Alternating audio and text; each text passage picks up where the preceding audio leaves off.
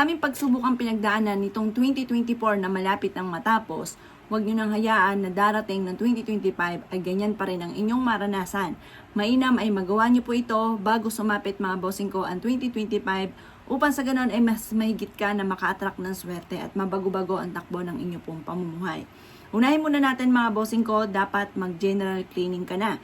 Ngayon pa lamang, habang maaga pa, mag-general cleaning ka na.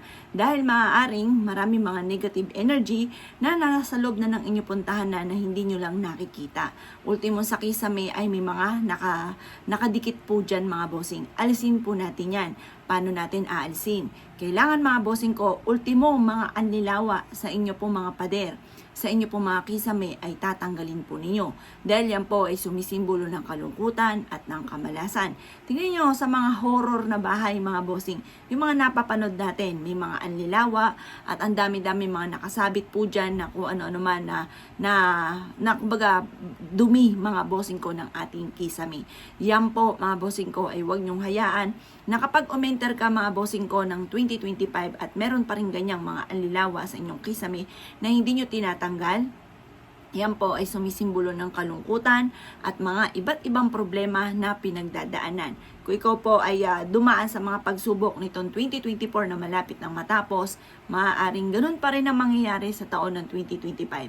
Kaya kumuha ka na ng walis tingting at mag-general cleaning ka na.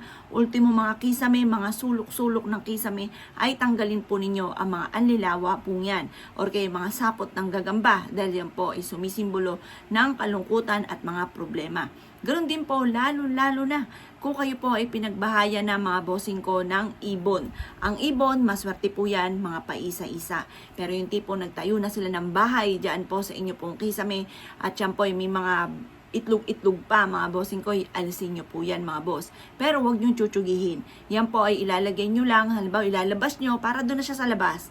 Huwag na po dyan sa kisame kasi isang malaking malas po yan, lalo-lalo na kung yan po ay nangitlog na at nagkaroon na ng pamilya dyan sa loob ng inyo pong kisame. Hindi po yan maganda mga bossing. Ganun din po mga bossing ko, maglinis na tayo ng ating pintuan para ang swerte ay tuloy-tuloy. Mag-scuba ka na ng mga screen, ang mga pintuan. Kumuha ng timbang tubig at pahiran ito mga bossing ko ng tubig na may konting suka. Mga 3 kutsarang suka. Ipahid nyo lamang po dyan sa may pintuan po ninyo at ang dulot po niyan ay swerte. Proven po yan. At ganoon din po mga bossing ko, kung meron ka mga kuwangkong, maglagay ka sa pintuan ng inyo po main door.